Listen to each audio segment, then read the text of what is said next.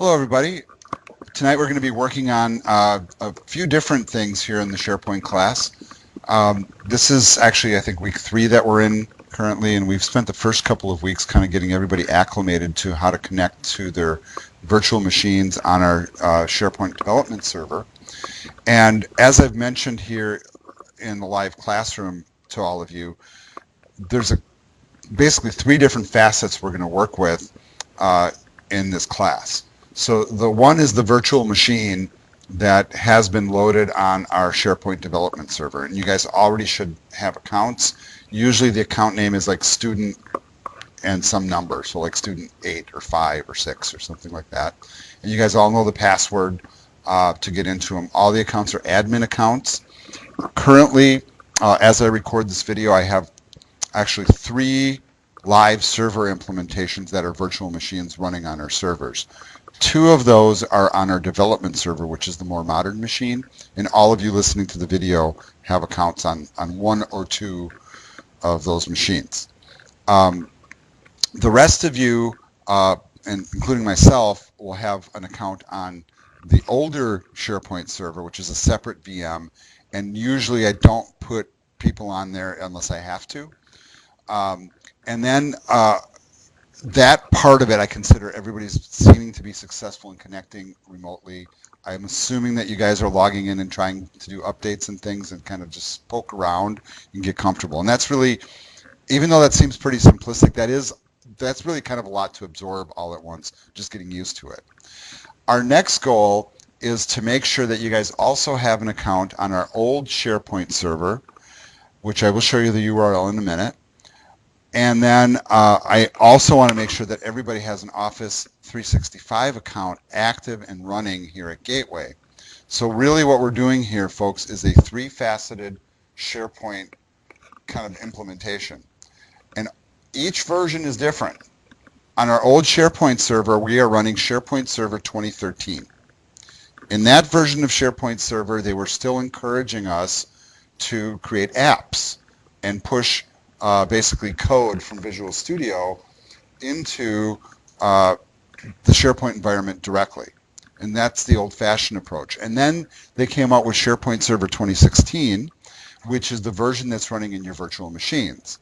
When they got to that version, they really started trying to strongly discourage a native app development in favor of using more front-end tools to do the same work. And there's a lot of reasons for that get kind of complicated. It has mostly to do with the fact that when you're doing that type of work, you usually have to have access to the root server that runs SharePoint.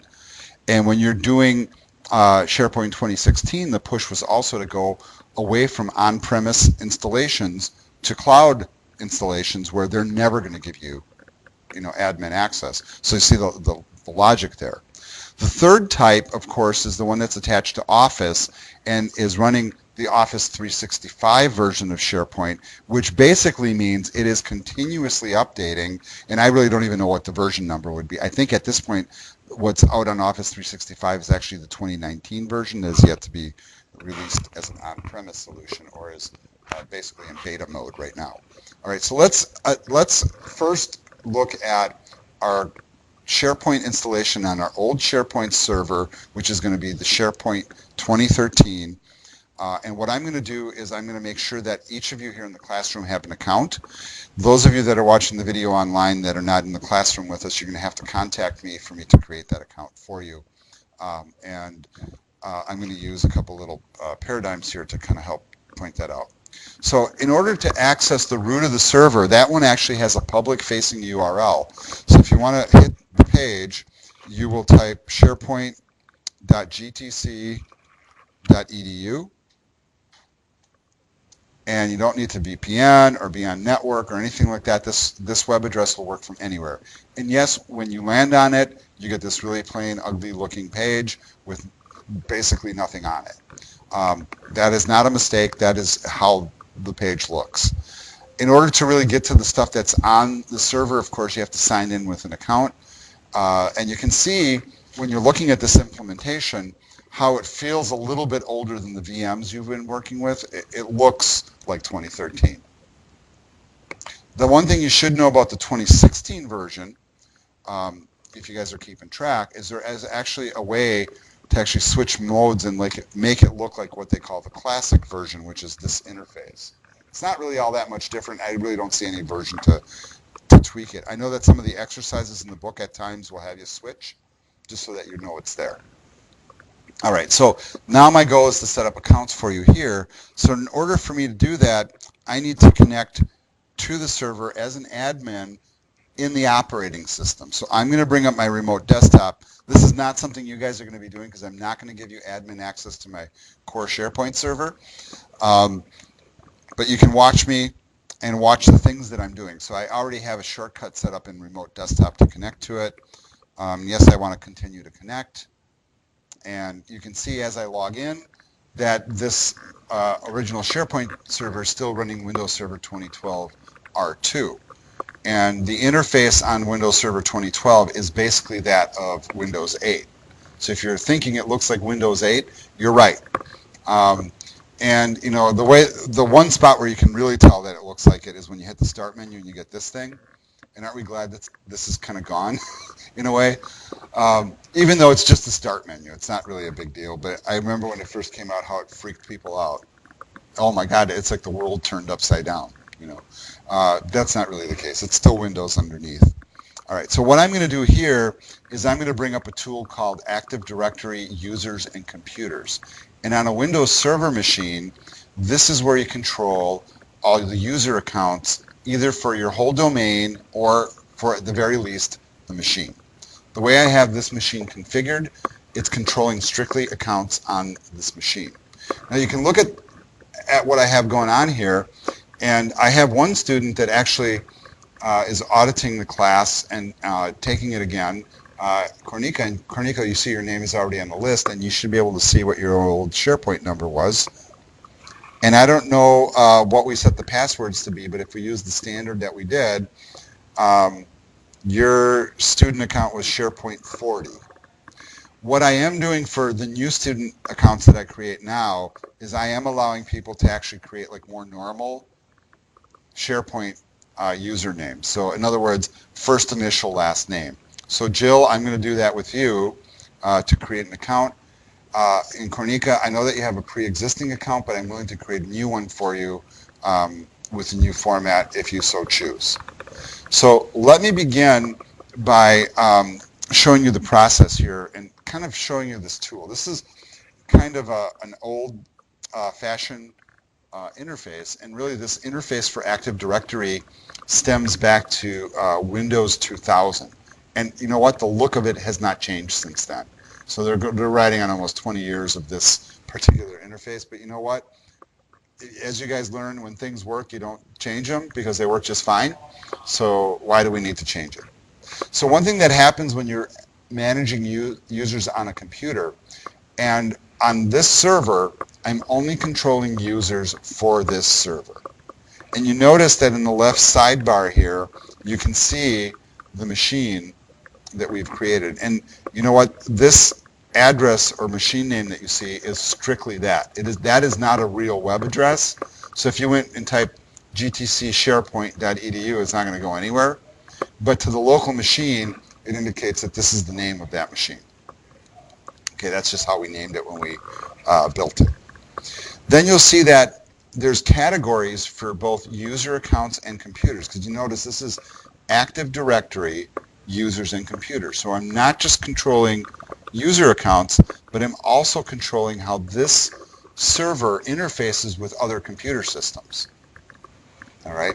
So what we're looking at is really all these different categories of accounts. And what I'm going to do is I'm going to actually expand this little sidebar so you can see the whole thing. And then you'll notice that I actually created a subgrouping for SharePoint accounts and then split us into both instructor and student account levels. All Active Directory setups by default will include some built-in accounts, and you can see a list of them here. By default, all of our Windows Server accounts will have most of the ones that you see here as default. So there's always an administrator account, and that's one that you can't get rid of. And in fact, most of the ones that you just see here are accounts that you cannot get rid of. They're required by the services that they're attached to. So for example, you see here, okay, remote desktop users. There's actually a group, and this isn't an individual account, but that's a group of users that have certain types of access rights that might be different from other groups of users, and that's kind of why we do this. What this allows for is very granular control over the various types of accounts and the services they have access to, either when logged directly into the machine or coming in from a remote connection. For us, all of our accounts are going to be in this category. And what I'm going to do right now is I'm going to go through the process of creating an account from scratch so you can see the procedure. And this is something that if you really want to experiment with, I would actually encourage you, because you can do this on your VMs. You can create an account for yourself, name it whatever you want, set your own password, make your own rules, and play with it. No harm done, because most people don't have Windows Server running at home. Well, I know a couple of IT guys actually that do, but that's very abnormal. All right, so let's go ahead and create a new account. So the way that we do that is, notice up here in the toolbar, there's a little person icon. You can click on that to create a new user in this group, or you can actually come in here and choose new after a right click and create a user. My preferred way typically is to use the toolbar. You can also find this in the menus as well. So making sure you're in the right structure here, I'm going to go ahead and create a new account. Now, the person that I'm creating it for is Jill, who's sitting here in the classroom with me. So Jill, I'm actually going to put in your full name if that's okay, but you always have to spell your last name for me.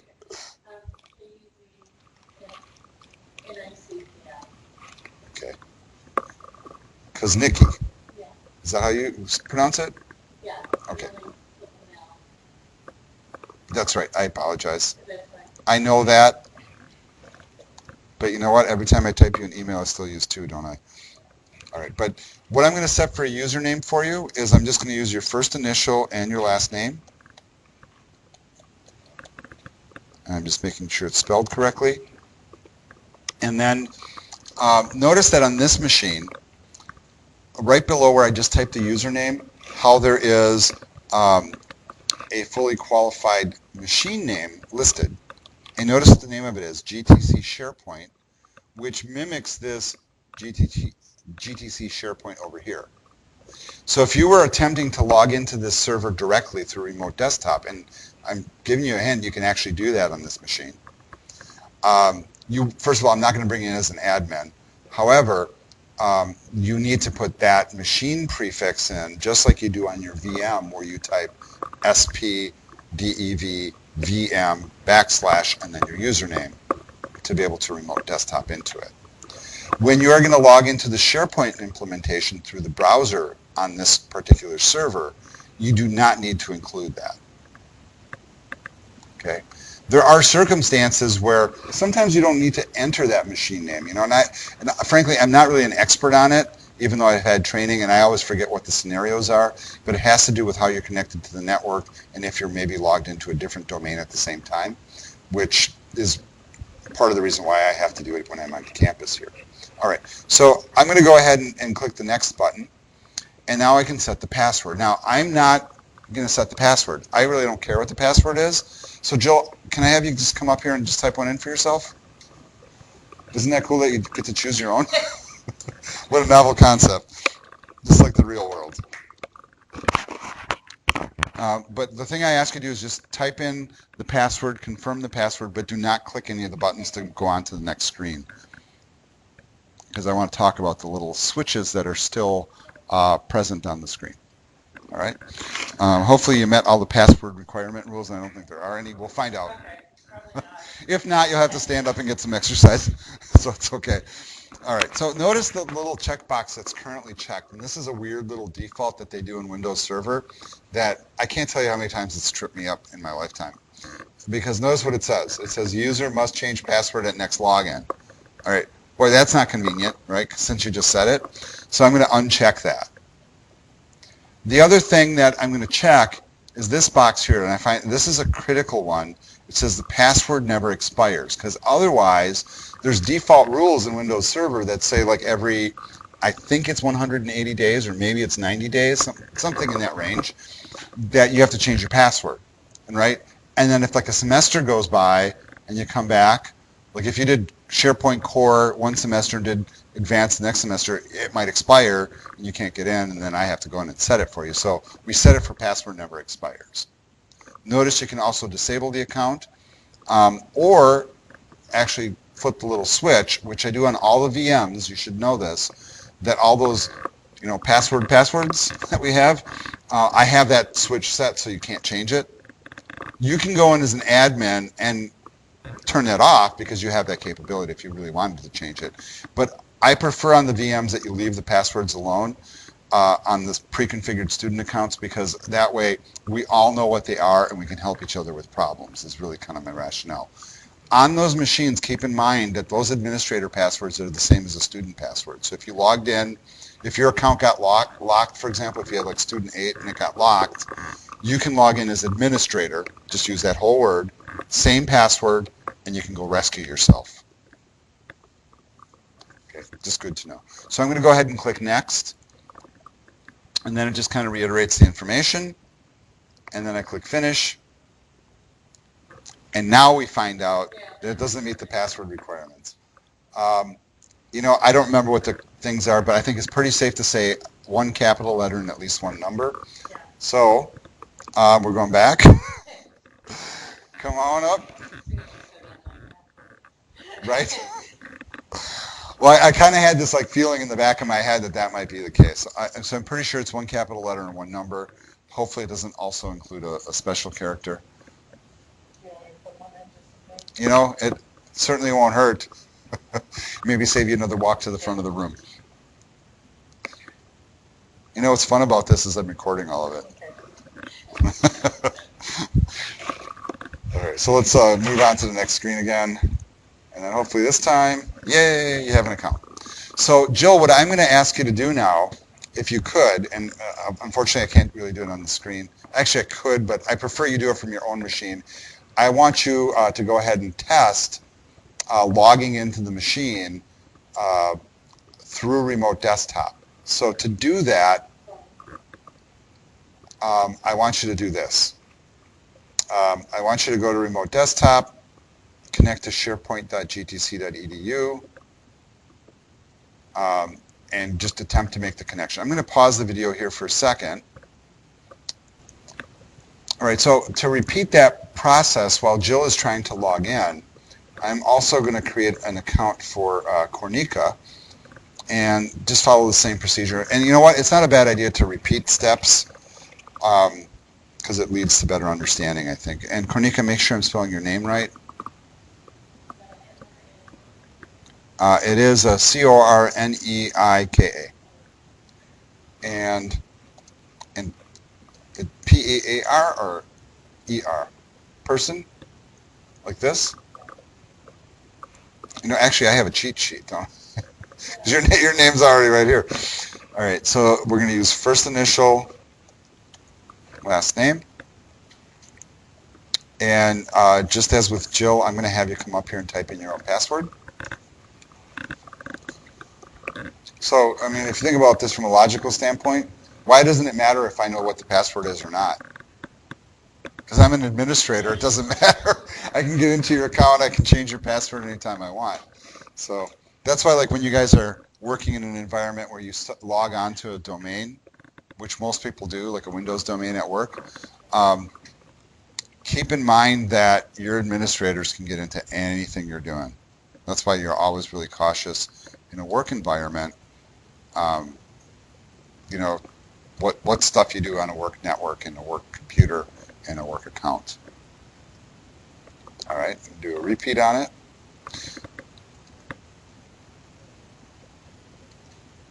All righty, and then I'll go ahead and click us through, and hopefully it works. See, you're being smart and you're waiting right up here to see if it doesn't work.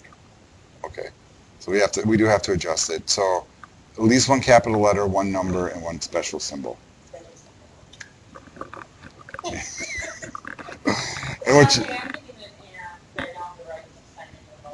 Okay, and that is where we're going next. See, Jill, I led you astray. Okay. Okay. So and if you're wondering what the conversation is, Jill's trying to log in through a remote desktop using her new account, and it's denying her. And you know what? That was by plan. Okay. Because I'm going to show you that you can go into these user accounts and then provide, you flip a little switch, and then we give you the access rights to do it.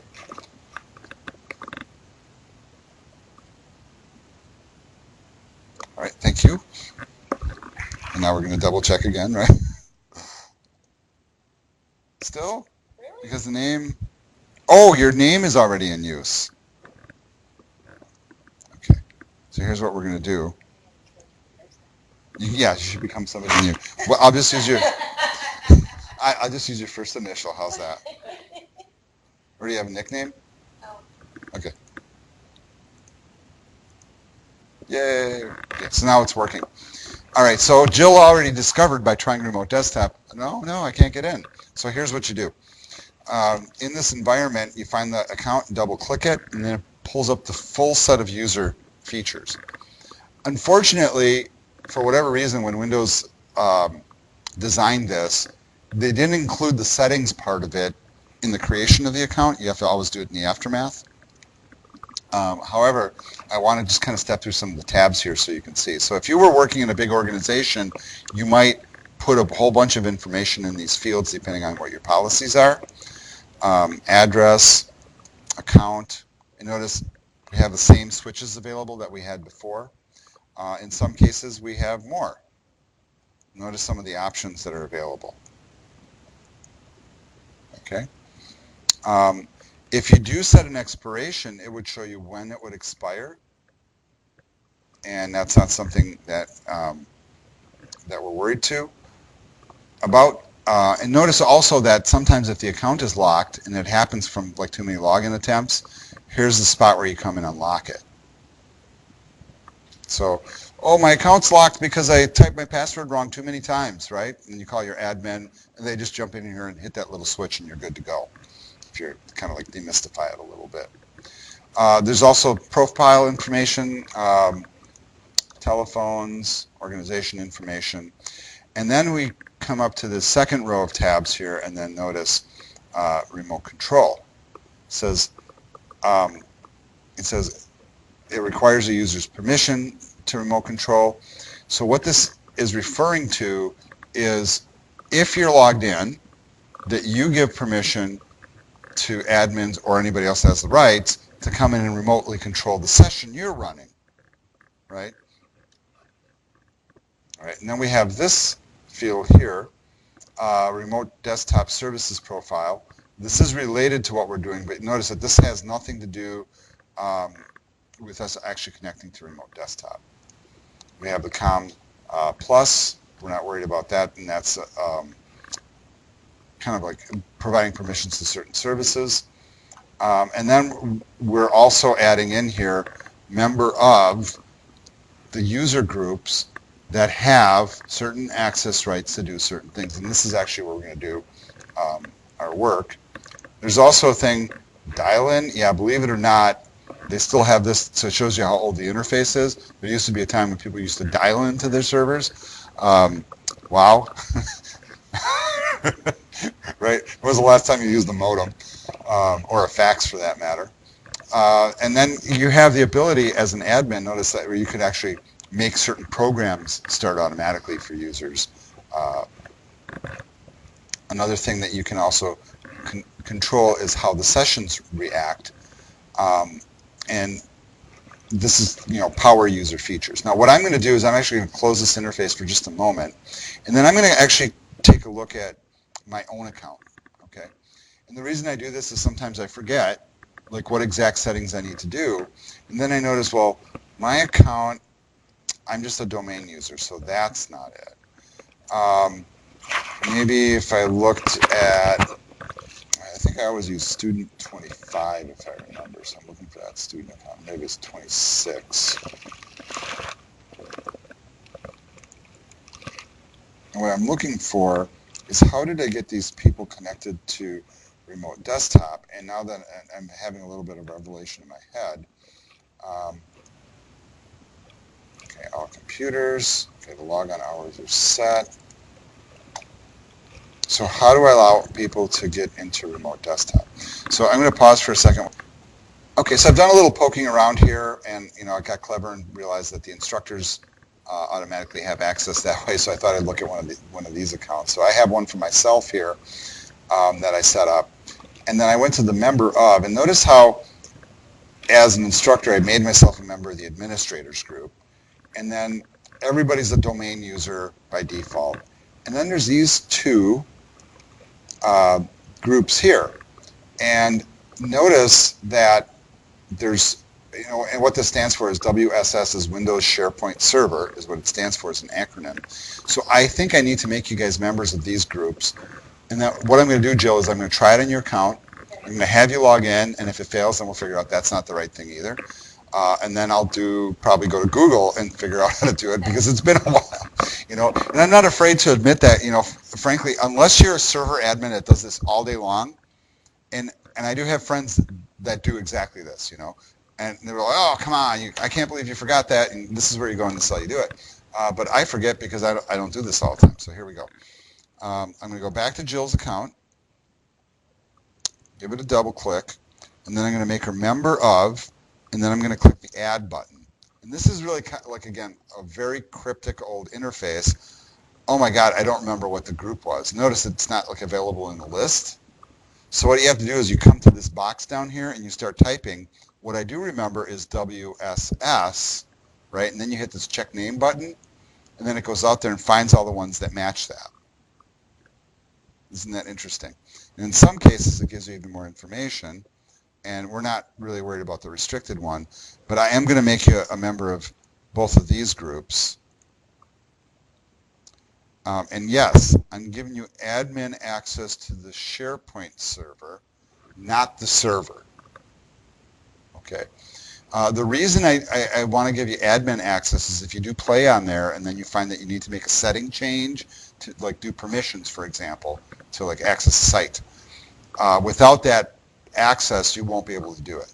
And I don't want to tie your hands behind your back. Okay. So then I'm going to click OK. I'm going to click Apply. And then I'm going to say OK. And now I'm going to have you try your login again. And I'm waiting to hear the woohoo.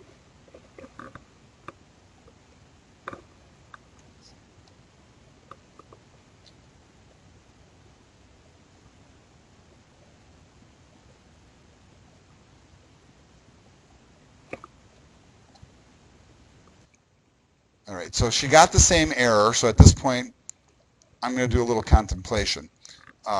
First of all, I'm just wondering if I might even turn the remote desktop access on, but I'm going to have you check your other way to log into the machine. So instead of logging in to remote desktop, now I want you to try logging in to the SharePoint implementation. So in your browser, bring up the site. So I'm going to drop back to my host OS here. So this is back to my host Windows 10 on my own laptop. So I want you just to go to sharepoint.gtc.edu. You'll land on this page, and then you'll click Sign In, and you should be able to access it. Now, Kornika, while we have you in mind here, I'm going to make the same change to your account. So bear with me just a moment here.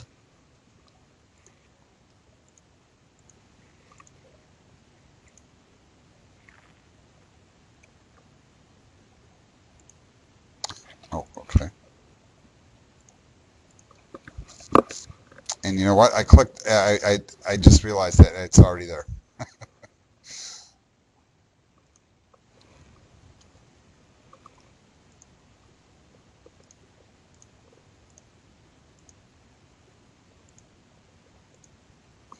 Okay. So I'd like both of you to try that at this point, if you could, and that is go to the site in your browser. When you sign in, you should not need the fully qualified machine name. You should only need your initial last name and then the password that you set. All right, I'm going to pause the video one more time. So although we were not able to get people logged in through remote desktop, that's not really a primary concern here because I really don't expect people to log in that way on this particular implementation. But we do want people to able to log into the SharePoint configuration from the front end through a browser, and you were both successful in doing that. Correct. Okay. So now you have your VM you can log into, and now you have the SharePoint 2013 on the old SharePoint server access as well. Now we're going to make sure that you guys have access to Office 365's SharePoint install here at Gateway. What I'm going to do is I'm going to drop back down to my host OS, and I'm going to go and open up a tab. Now, I don't know if you guys use Office 365 here through Gateway or if you have an account. I'm going to show you how to connect and how to access.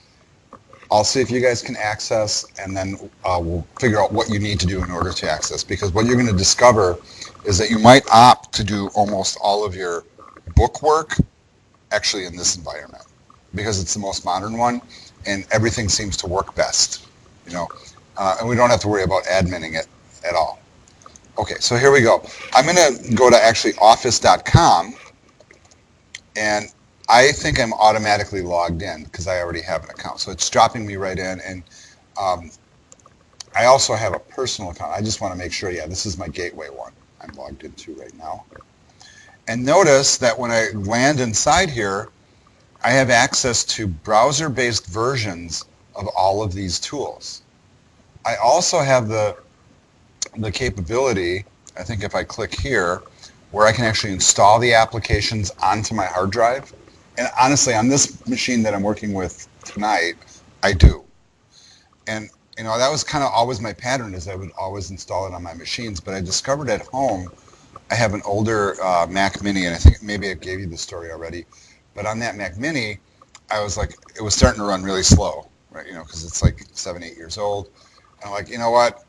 There's no disk space, whatever. So I just uninstalled Office, and just running Office through the browser on that machine. And you wouldn't believe how much better that machine runs just by uninstalling Office. Now, granted, the online versions of the Office products I don't think are as good as the full-blown versions. So there's some things that you can only do with the full-blown versions. But for typing a paper or doing a basic spreadsheet or something, or a PowerPoint, you know, why even bother to load it up? So I'll just demonstrate. So here you are in Word. I'm going to create a new document. And you see, just like when working with Google Docs, it all comes up on the screen. You have the same layouts and menus. The difference is when you go to save it, it saves within Office 365 in the cloud. And here's what you should know, that that's also SharePoint storage when you store it that way.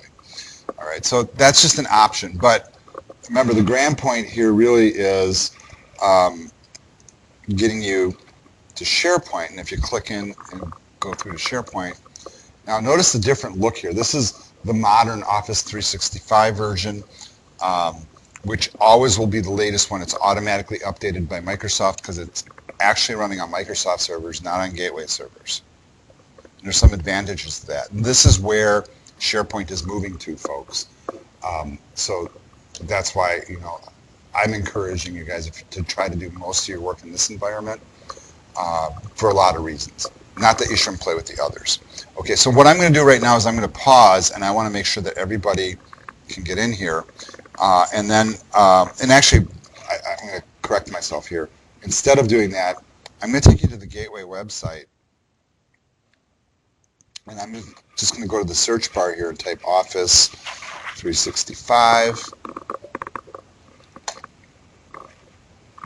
And I'm trying to figure out how to get to it.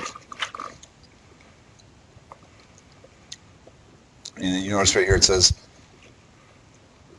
free. See the big bold text there? And basically what you have to do is you have to go here and sign up for a student account. And there's also instructions on how to do that. So if you guys don't have access to Office through the browser, I want you to go through this process right now and get this going, because I want you to leave here tonight with access to all 3 versions of SharePoint, because that way we have the greatest flexibility to do our work. Now, I'm just going to, at this point, terminate this video, because I think this logical content has ended. and I'm going to start a new video after you guys all get up on Office 365 SharePoint, and then we're going to dig into the book. Yay. Okay. This video ends here.